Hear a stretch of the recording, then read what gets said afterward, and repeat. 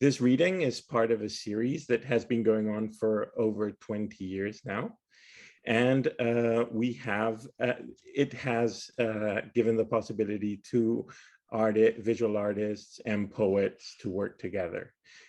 Tonight, Black Spirits is a program put together by Harmony Holiday. I'm really happy to introduce her. She's an artist, writer, dancer, archivist, and author of 5 collections of poetry, including Mafa. So without further ado, Harmony, welcome, and I'm happy to introduce you. Welcome. And yeah, I love this series. I love the collaborative nature of it, and that it brings visual artists and poets together, which doesn't happen as much as it should, maybe. Can people hear me? We had some audio issues earlier. And my idea for it this time around, because I worked with archives so much, was to bring in an element where we're bringing poets who are writing now into conversation and improvisation, sort of a collective improvisational field with poets' archives who are passed on. And this place in LA is devoted to an archive of poetry, recorded poetry by mostly Black poets on jazz albums. I have a ton of that material, and I work with these archives a lot, and I really believe in using them, and not just, I don't think archives should exist as institutional sort of loot or like clout for institutions to just like have them and have them not used. And so this is sort of a way to start to experiment more and more with bringing them out into public presentation and what that might look like.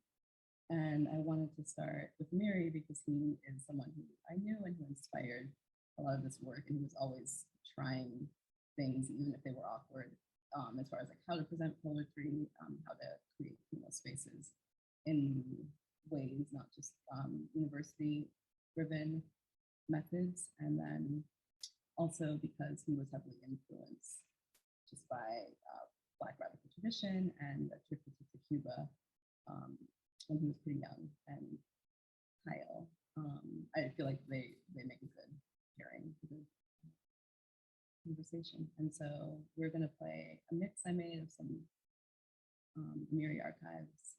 There's some visual element for about the first half. You'll hear in the middle, his wife who's still alive and lives in Newark, Mina, and her voice will come in singing. And then the last half, you can kind of just like zone out and close your eyes and listen, because there won't be much to see, and you'll know when that is. So enjoy, and thank you for being here.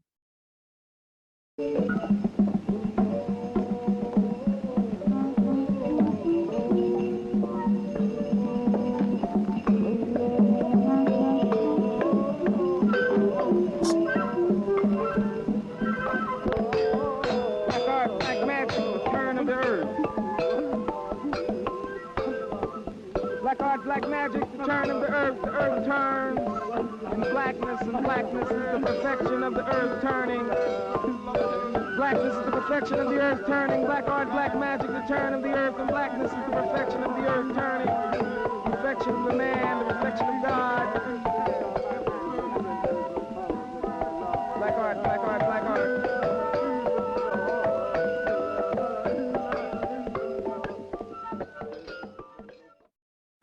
What is it that makes the song complete? Is it the melody? Is it the music?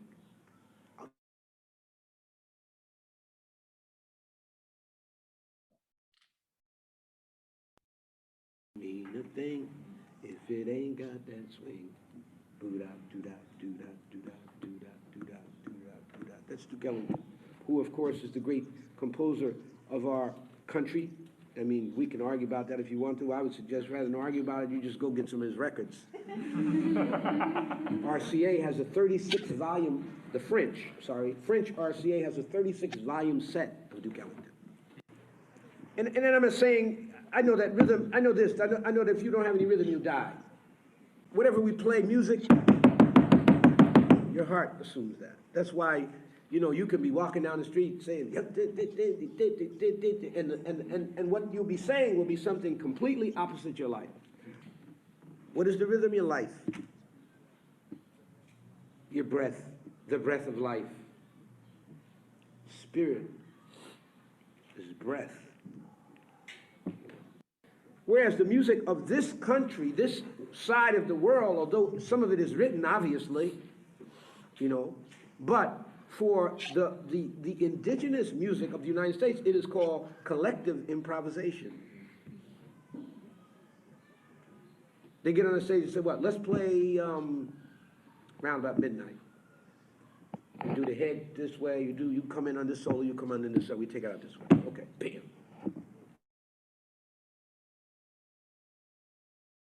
How this country developed collective improvisation.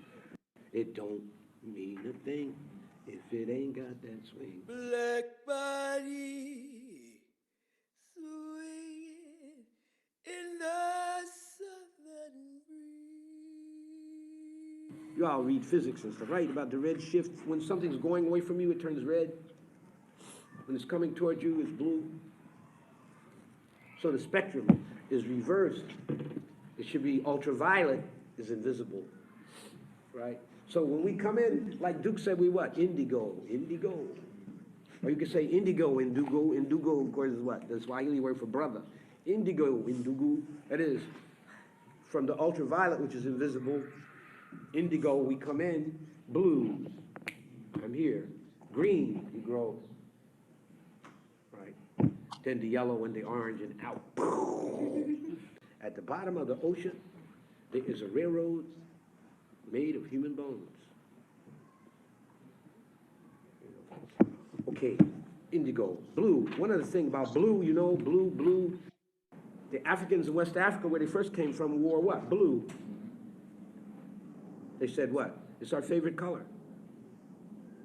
So, then you have to dig how blue in Africa pre-slavery, which we did to ourselves. Always remember that. The African introduced slavery. He'll get his ass kicked until he quits enslaving himself. But dressed in blue, then the middle passage, blue then becomes not our favorite color, although it is anyway. It becomes what? The sound of tragedy, the blues. Or as the Bloods say, I remember what I blew.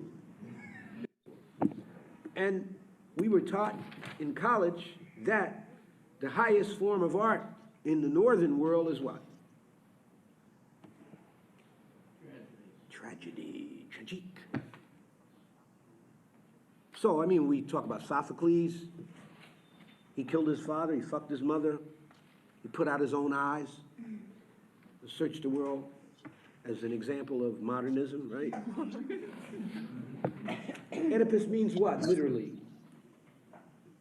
Still, the jazz people still use the word. What? Wasn't it clubfoot? Clubfoot. Clubfoot. Which we say what? We call somebody clubfoot, what do you call them? A lame. See, even in the jazz where they say this is lame. See, I mean, it goes way back. Like this. Where's this in the Bible? Somebody say this. Where's this in the Bible? This. This is the capital of hell. This is the capital of Hades. It's called this. Oh, I'd like to also announce, please, that the last Saturday in every month at 808 South 10th Street, we have poetry, young poets, and music.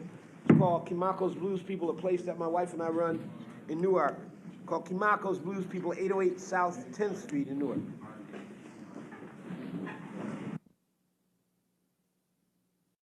Southern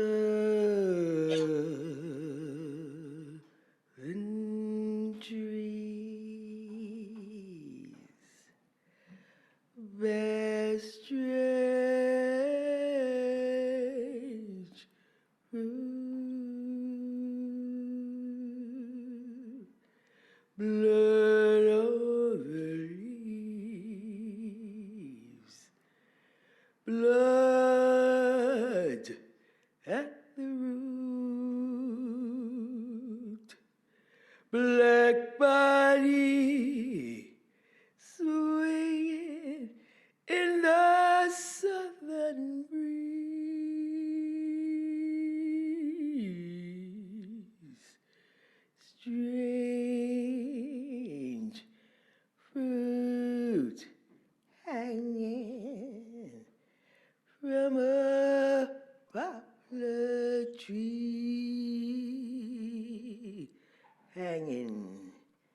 from a tree. Right.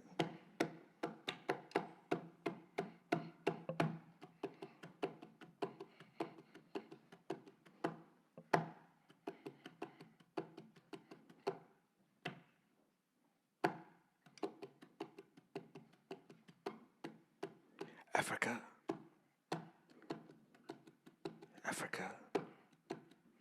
Go back, black, see yourself. World, world.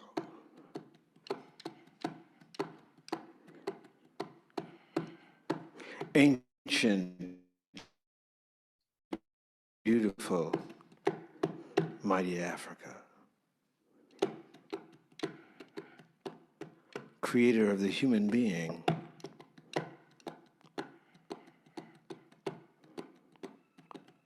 Of speech, music, of the city. Africa. Ancient, mighty, beautiful Africa. Go back, black, see yourself. World, world, world. But when you put your hand on your sister, made her a slave. When you put your hand on your brother, made him a slave. Watch out, Africa.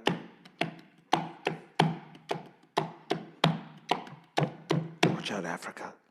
The ghost's gonna get you.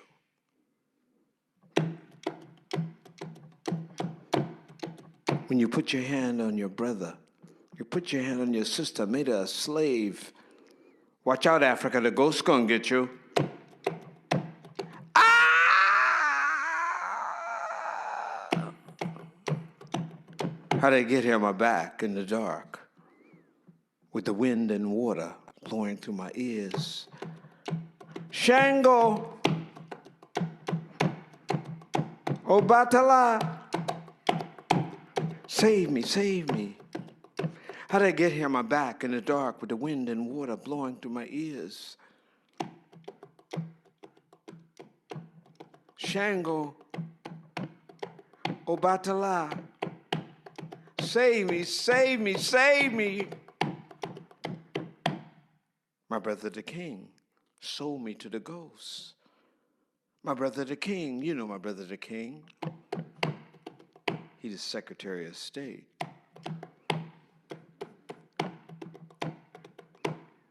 At the bottom of the Atlantic Ocean, a railroad made of human bones.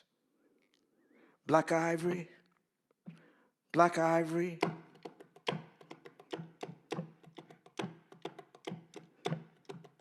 At the bottom of the Atlantic Ocean, there's a railroad made of human bones.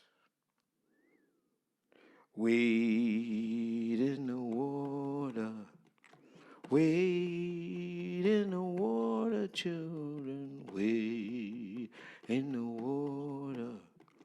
God's gonna trouble the water. Wise one, if you ever find yourself somewhere lost and surrounded by enemies who won't let you speak in your own language, who destroy your statues and instruments, who ban your boom ba boom, you're in deep trouble. They ban your boom ba boom, you're in deep, deep trouble. Probably take you several hundred years to get out.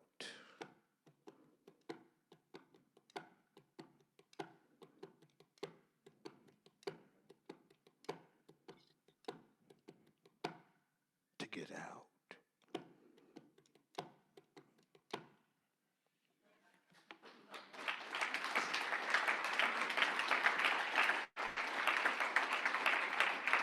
Thank you very much.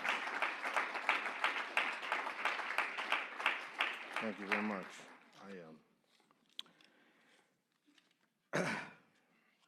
It's a hell of a place we find ourselves in here in America, you Americans. So are we going to die like this? Are we going to resist? Because this crazy people running this is going to try to kill us. I hope you know that. So whether you agree with me or not, you know, you got to start fighting back here. There's crazy people. Ba-dum dee doo doo dee. Do do do do do dee dee dee da da da da do dee da dee do do do dee do do. That's Monk's mood. Monk and train. Boom do do dee da. Boom boom do dee da. Boom boom boom boom bee. Boom boom. In town. In town. Something in the way of things, something that will quit and won't start, something you know but can't stand, can't know, but get along with. Like death riding on top of the car. Peering through the windshield for his cue, something entirely fictitious and true that creeps across your path, hallooing your evil ways like they were yourself, passing yourself, not smiling. The dead guy you saw me talking to is your boss. I tried to put a spell on him, but his spirit is illiterate. I know things you know, and nothing you don't know, except I saw something in the way of things, something grinning at me. And I wanted to know, was it funny? Was it so funny it followed me down the street, greeting everybody like the good humor man? And they got the taste of good humor, but no ice cream. It was like that, me talking across people into the houses and not seeing the beings crowding around me with ice picks. You could see them, but they looked like important Negroes on the way to your funeral. They looked like important jigaboos on the way to your auction. They let them chant the numbers and use an ivory pointer to count your teeth. Remember Step and Fetch It? How we laughed, knowing it was Sunday school images given flesh, and jiggling with the ice pick high over his head made you laugh anyway. Boom, doo, dee, doo, da, doo, doo, dee, dee, da, doo, doo, doo, doo. I can see something in the way of ourselves. I can see something in the way of ourselves. That's why I say the things I do. You know it. But it's something else to you, like that job this morning. When you got there, it was quiet, and the machines were yearning soft behind you, yearning for their nigger to come and give up his life. Standing there being dissed and broke and troubled. My mistake is I kept saying that was proof God didn't exist. And you told me, nah, it was proof that the devil do. But still, it's like I see something, I hear things. I saw words in the white boy's lying rags saying you was gonna die, poor and frustrated. That them dreams walk with you cross town is gonna die from overwork. That the garbage on the street is telling you you ain't shit and you almost believe it. Broke and mistaken all the time. You know some of the words, but they ain't the right ones. Your cable back on, but ain't nothing on it you can see. But I see something in the way of things, something make us stumble, something get us drunk from noise and addicted to sadness. I see something and feel something stalking us, like an ugly thing floating at our back, calling us names. You see it and hear it too, but you say it got a right to exist just like you, and if God made it, but then we got to argue. And the light gonna come down around us, even though we remember where the bank is, remember the Negro squinting at us through the cage. You've seen what I see too. A smile that ain't a smile, but teeth flying against our necks. You see something too, but can't call its name. Do dan do dan, boo dan do dan do ding dong, boo down do down, boo dan dan do do do do dan do dan do dan do dan do. Ain't it too bad, y'all said? Ain't it too bad? Such a nice boy, always kind to his mother, always said good morning to everybody on his way to work. But that last time before he got locked up and hurt real bad, I seen him walking toward his house and he wasn't smiling and he didn't even say hello.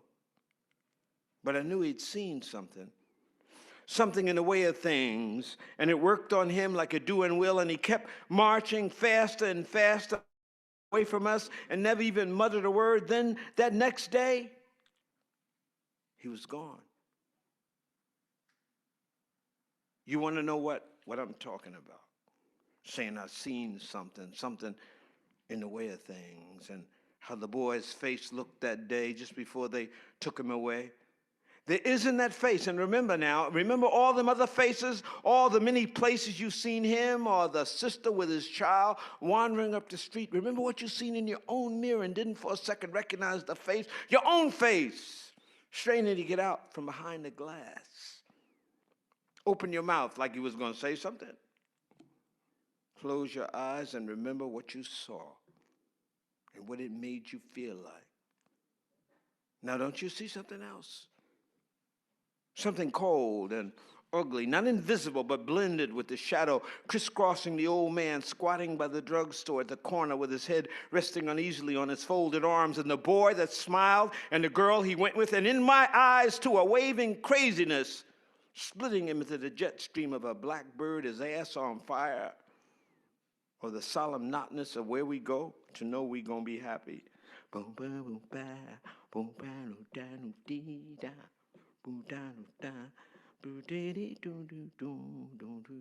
I seen something, and you seen it too. You just can't call its name. All I'm saying is that if you want to live, you better fight. And you better use the medium that you study, that you're most expert in. You understand? Expert. You're expert in that. If you're expert in it, do it. You know. So in terms of me, like my daughter, my wife, my late daughter who died 2 years ago, she came home one day, she said, my principal says, she was a school teacher and a coach, she said, my principal wants to know if you're stressed by the attacks on you. And little Shani said, no, my father like it. No, but I mean that, see, the thing about poetry, and you think about Keats and Du Bois, Truth and Beauty, if you do that, then the people that represent lies and ugliness are going to attack you. There's no doubt about it. There's no doubt about it, you know. The point is, where is the profundity of America?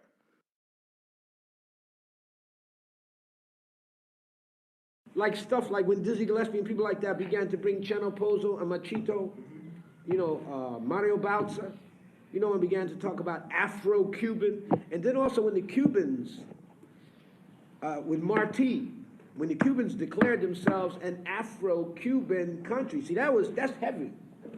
See, that was heavy. See, when they declared, which is why they are more advanced, even as far back as Jacques Romain's Masters of the Do. You know what I mean? Because remember, the hero in Masters of the Do, which is a great and beautiful book, if you ever read it, Jacques Romain, the great poet and writer from Haiti. The protagonist is coming back from Cuba, see, where the inference is that he's been with Martí. You understand what I'm saying? Where they have just declared themselves an Afro-Cuban country, and people like Guillen and the whole Songsoro, Congo Soro, and all that stuff.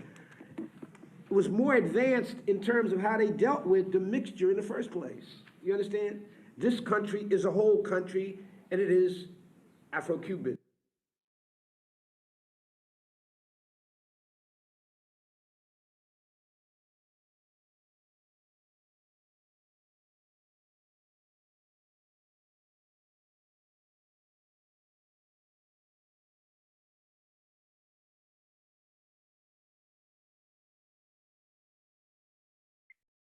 Thank you. I'm glad we got that to play. Glad we got it right. Can everyone hear me?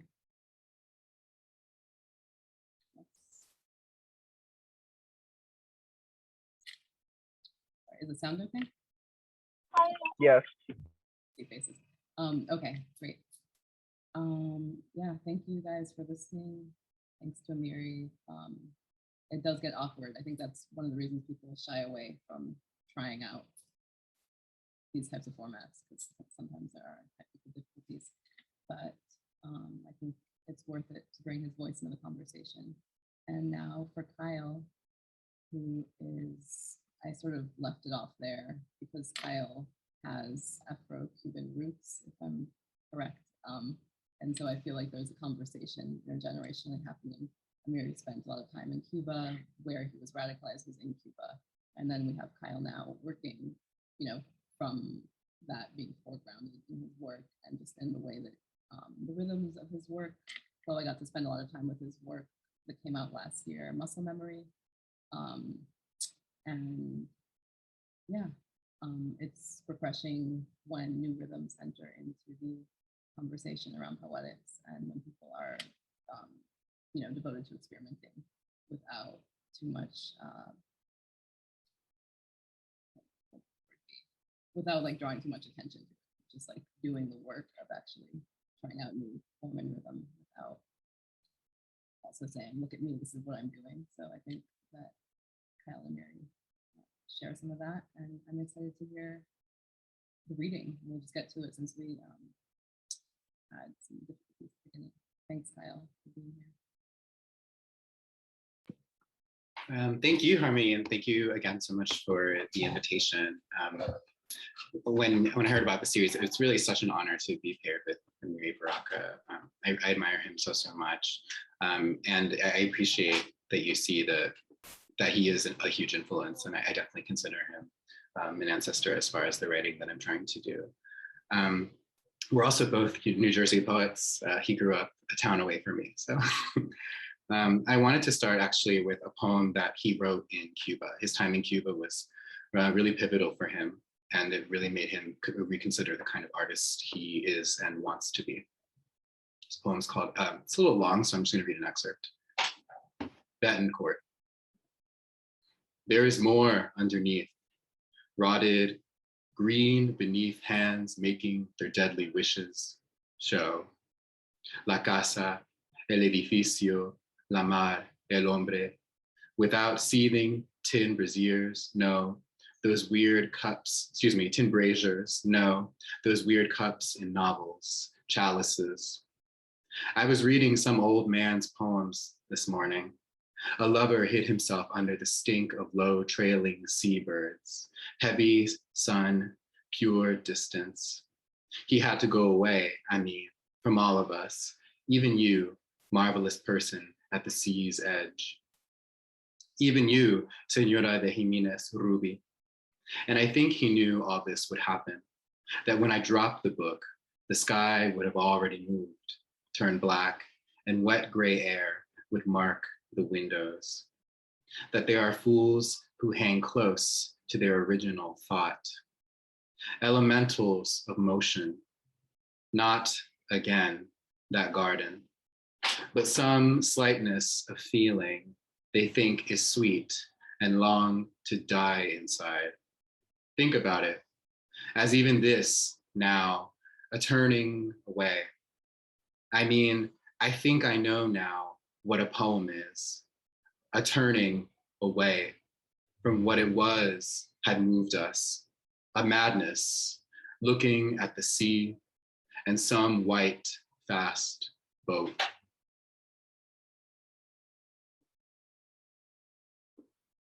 This poem is the broadside the poem that's on the broadside that Rhonda designed, which we'll see a little bit later. The poem's a little different than the version that is included on the broadside, but poems are alive. It'd be like that, they change. So cover up. The heat in Santiago de Cuba tattoos our skins with salt. A black mesh top in my luggage, tempting optimal airflow. I wear it and join the others. At midday, we reach the basilica, where a docent says to cover up as a sign of respect, as if the Son himself hadn't been tits out on the cross, as if this church were our elder and beloved, we Cuban-blooded, we colonized, the furthest from a blight. Wrapped in a light scarf, the pew's wood greets thighs as coolly as the soft blue of the columns. I nibble my middle finger's nail like an ear of corn, bit by bit, till it breaks clean, then flick it to the terrazzo floor as a sign of respect.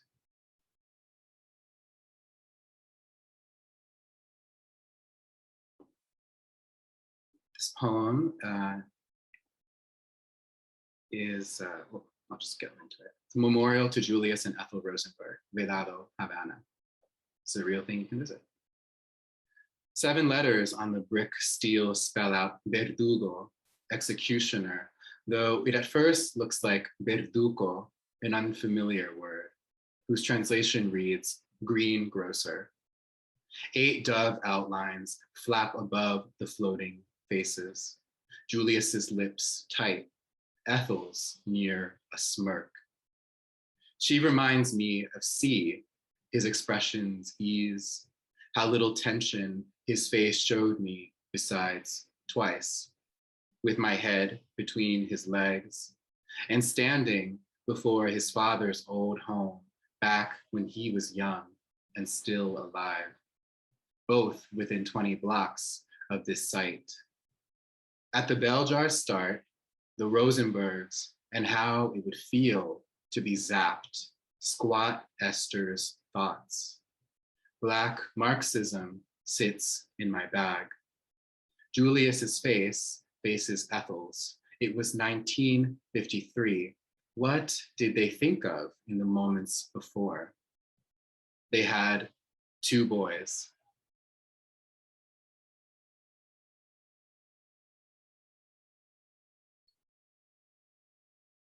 Boundaries. Once at the park, I turned, tanned, and buzzed, and meet some man's phone, his voice behind it commanding, "Let me get a picture. I love your mustache." And before he goes and does it, I go, "Nah, not right now," and laugh, not because I don't mean it, but because there's good tunes and the mood's right. And I forget in the moment, contorted in his lens, that a no can taste like yes if it's sweetened. That a no is like kiwi, which can taste like any other fruit, my father used to say, if you think of that fruit before you bite.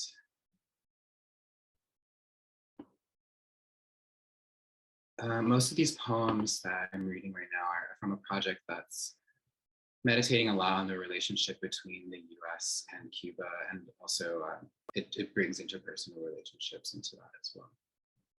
But I'll just keep going. The red telephone.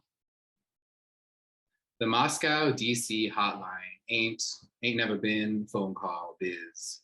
First, it was teletypewriter keyboard clicks like sugar-charged feet. Then the shriek boop beep of faxes. And then the now. Encrypted emails, soundless sales between Kremlin and Pentagon. The red telephone's birth fell 4 months ahead of my father's in Havana, 63, 2 near twins in the shadow of missiles. Cuba, Cuba, tall with its missile-shaped shadow, fathered and mothered the red telephone. If Cuba could chat, landmass to linguist, what would it say of its global sway? Or of what number of Cubas fit inside the US slab? Or of which fraction of Russia's bulk makes one US? Or of greeting each day's light, knowing some lush, skinny island could lift so much, bear at least enough power to spark the giant's red line. In the spirit of experimentation, I want to try to read a poem that is best read, if you can see it, just the share screen function. This is pretty easy.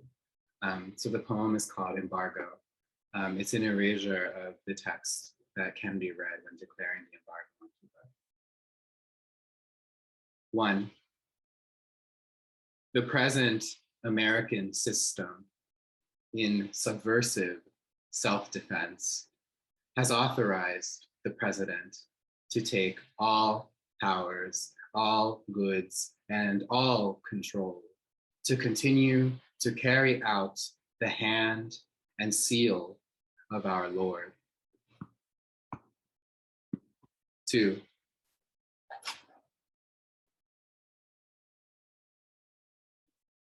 Isolating Cuba may be necessary to affix the United States. 3. Oh, foreign light of offensive foreign present, government threat posed by foreign time, origin and opera of embargo, reclaim to rule, regulation as necessary to perform such commerce. The provisions prohibit exceptions. Witness hereunto the year 1962.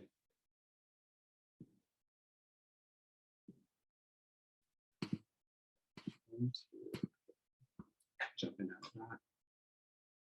Okay, that was easy. I haven't tried reading a poem and screen sharing, so now I'm going to do that. Division. On a balcony in Karakui, the Turkish and English of Eartha Kitt's Ushkadara goes through my ear canal. Bodies and taxis dodge each other on the cobblestone below. An hour ago, Elliot and I mainly listened as a warm cafe server explains his fantasy novel, The Istanbul Economy, his university studies in translation, how, for language learning, to know vocabulary is not enough. You must be able to describe what tea is, what it comes from, how it's prepared. Like troughs, his eyes fill as he speaks in streams. He suggests a toy museum in Kadikui, where we meandered yesterday. He hasn't gone over there lately, he says, because of all of the refugees, mostly uneducated, he says, and untraceable if they kill you, he says. To reply, we say nothing. We sit 3 at the table, a flat top structure with legs where objects are placed and people gather around.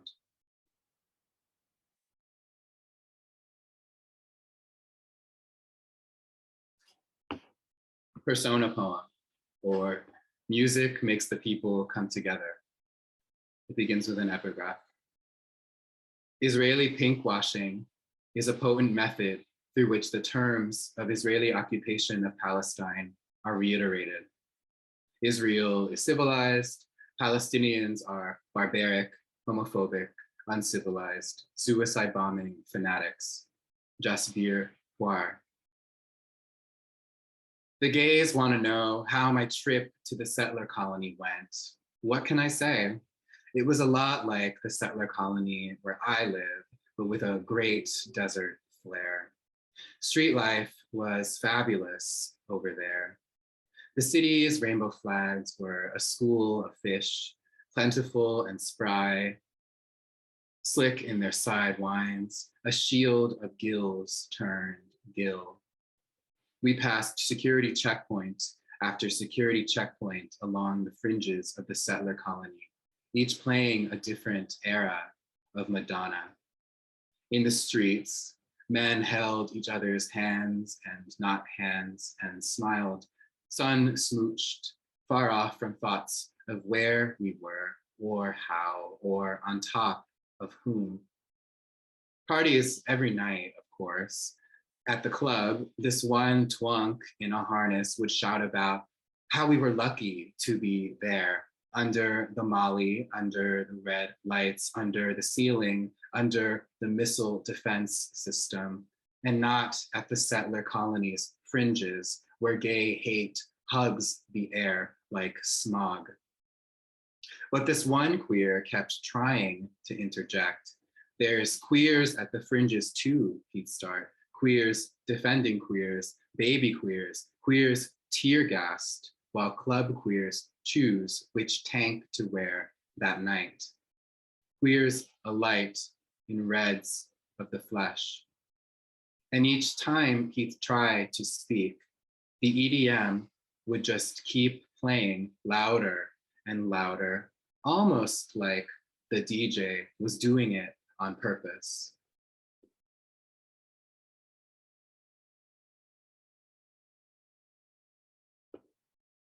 Black capitalist wet dream, after Juliana Huxtable. Jackson and I awaken in bed, drained, ached from endless day of drinking and dancing in sunny Brooklyn. Rhodiola tincture starts the morning before natural cocoa oil wash showers. As we dress, we talk Afropunk, how it used to be free. Who can't go? Then we go. Lyft ride to Quick Thai for lunch. Lyft ride to Quick Thai for lunch. Crab meat fried rice, shrimp pad thai with egg, bean, sprout, scallion, and crusted peanut, chicken dumplings, fresh lychee juice. Bit heavy on the meat, but besties here from Nashville. We clean each plate, walk to day 2 bloated in cute clothes. Yesterday, we stormed the pro-Black fest with the all-Black lineup in our best Black dress. Denim short-alls, pink triangles patterned on hand batik cotton, lacy white wedges, 40-inch Beyonce braid, shades to match both fits. Strangers snapped unprompted pics. We sipped frozen piña colada and orange mango and cranberry lime smoothies, ate empanadas de carne y picadillo. Everything we bought Black. As we shopped, cousins in Cuba with our same skin, checked medicine drawers, starved by the embargo. Wax print Hotep hitting the chute to our left, right by Obama tank guy showing off those guns.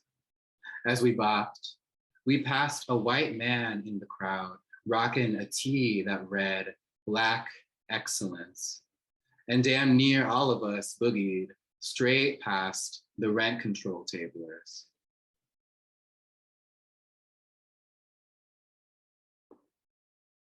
The young poet says, one day I'll run for POTUS. And one day, the young poet's presidency chariots in a renewed reign of arts and letters.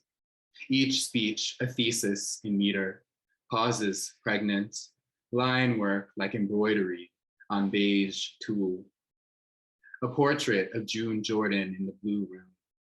The Oval Office lined with Langston Hughes books. An Adrian Rich plaque in the Rose Garden, made of white stone to match the colonnade. And once the poet pours bombs like pail over pot, shall we call that a slam? What's the glossary of poetic terms word for collateral damage? How is the volta of a sonnet like regime change?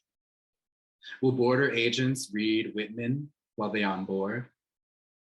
Will the anthem at last have a rewrite by POTUS themselves? Write it as a villanelle that's also a blues poem, that's also a bop, whose rhythm rocks the soldiers' boots, shoulders slinging assault rifles lined in lines from Hamilton, not Alexander, no, Lin-Manuel, kids bop, hip hop for feel good empire. But let's take the poet in best faith. Let's say the poet loathes extraction, war, the religion of money, hides it all well enough to take a US election. How does the poet answer to Congress, to the court? What good is the poet's heart to a corpse, a zombie of checks and balances? Abraham Lincoln and Ulysses S. Grant wove verse in quatrains. Warren G. Harding wrote love poems. Jimmy Carter penned a collection of 44 titled Always a Reckoning and other poems. The young poet knows about precedents. The young poet knows what the president does. The young poet knows what the president does and still wants to do it. Thank you.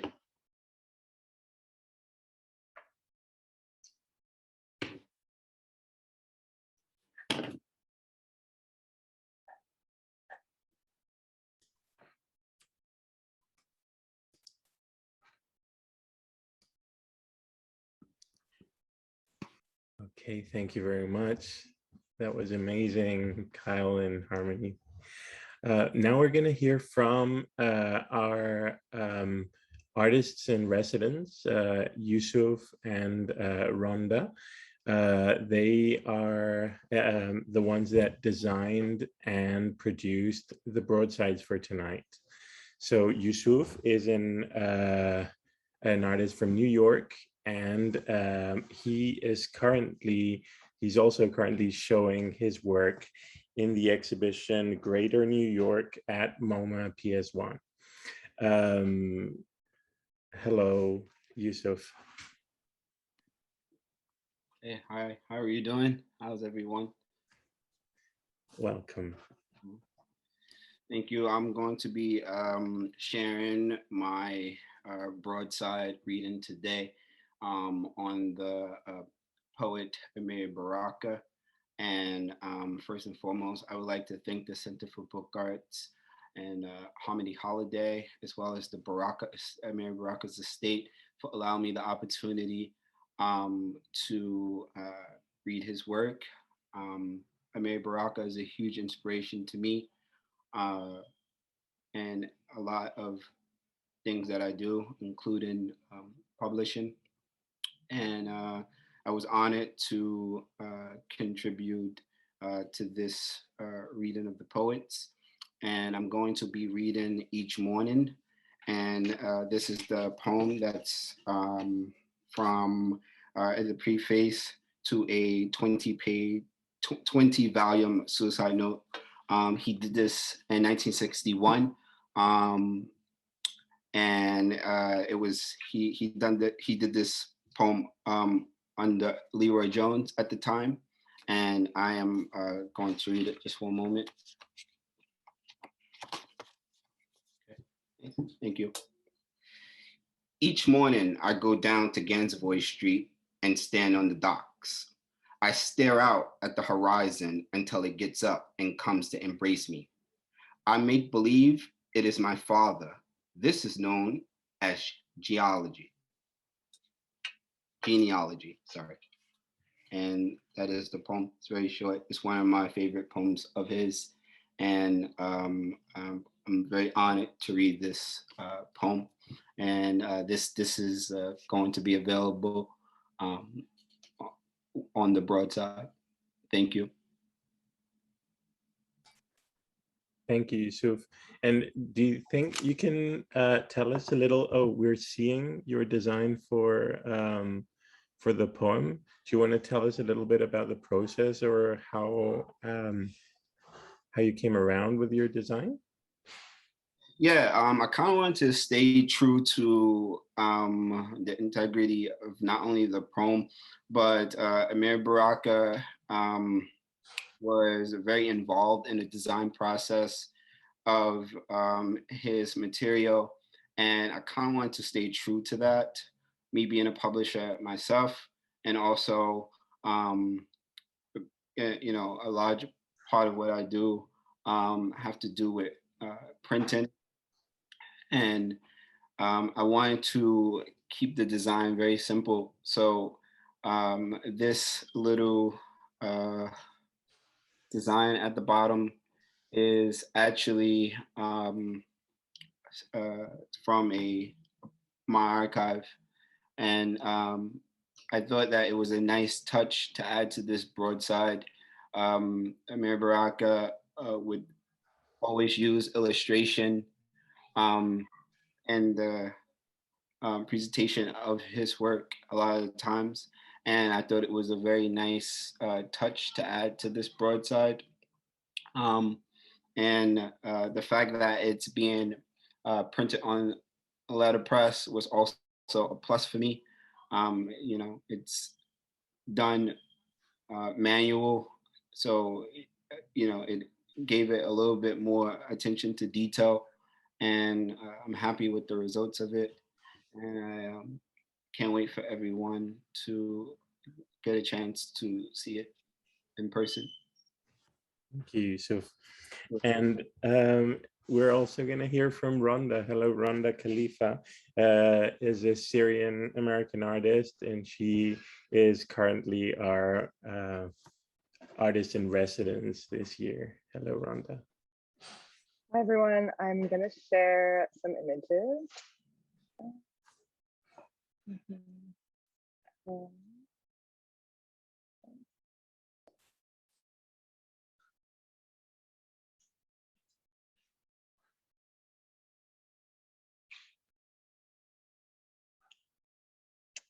Are you guys seeing my screen?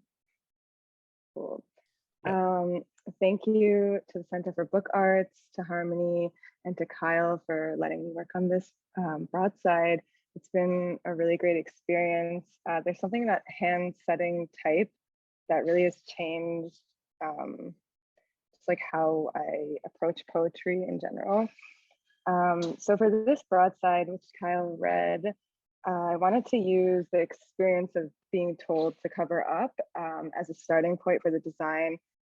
To say this is a universal experience, probably an exaggeration, but it's often the case that what separates a person from entering a sacred space is simply a piece of cloth.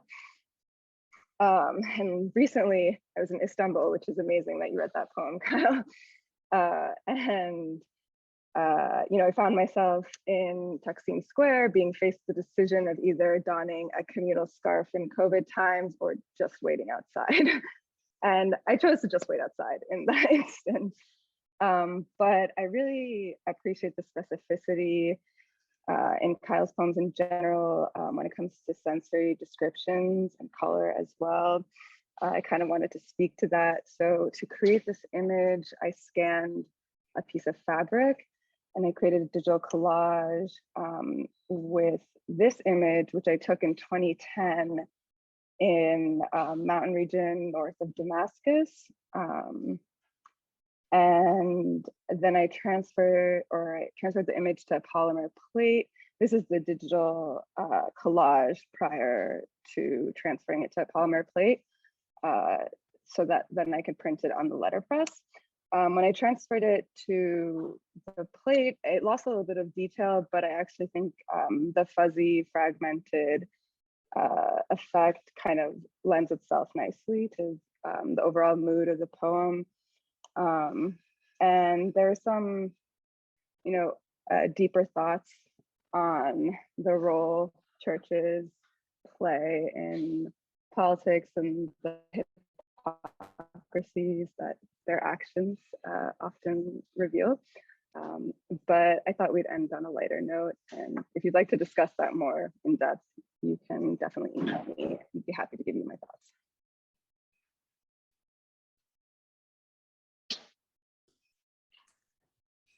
Thank you very much. At this point, I would like to open the microphone for anyone who wants to share any ideas or any feelings or any comments about the experience tonight. I'm very thankful to Harmony and Kyle for sharing such interesting and important material with us, and I feel it's a very exciting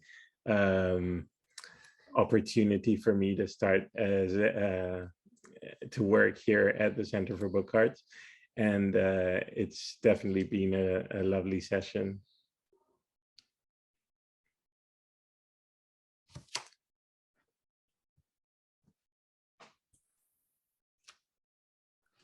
Thank you for being here. The broadsides are gorgeous. I love the balance of minimalism and texture. Grab some. Anyone has questions? So before we close out. Yeah, just they're really incredible. Kudos to both artists. I can't wait to see them in person. It's really, really cool to see a poem of yours put on text like that, and it's incredible to see Baraka's work like that as well. So thank you. I'd just like to say that welcome. It's great seeing you. This is a fabulous program. I really loved the way everybody presented. Rhonda, it was great seeing your integration of your fabric work with the broadside and bringing together your other projects and this into the same universe. I think you did a successful job of that. Kyle, great presentation. I loved hearing what you had to say. Welcome, Camilo. I think that's you're doing great. CBA programs, glitches happen. You know, we made it. You made it through this. Yusuf, welcome. I'm so glad you had the opportunity to do this. I think you did a good interpretation there, and thank you all. It's great to see that this is what the Center for Book Arts is up to. For those of you who don't know, I'm the founder of the Center for Book Arts. Thank you very much, Richard. Okay, I'm not sure if there is anyone else who wants to join in or share something. If not, I would like to thank again Harmony, Holiday, and Kyle, and Yusuf, and Rhonda. And this is the first reading session of three sessions that we will have. The next one will be next Thursday, the 18th. And Sarah can share the link in a minute with us. This session, the following session, will have Jason P. Smith, and we'll also have the archives of A. Ogaway.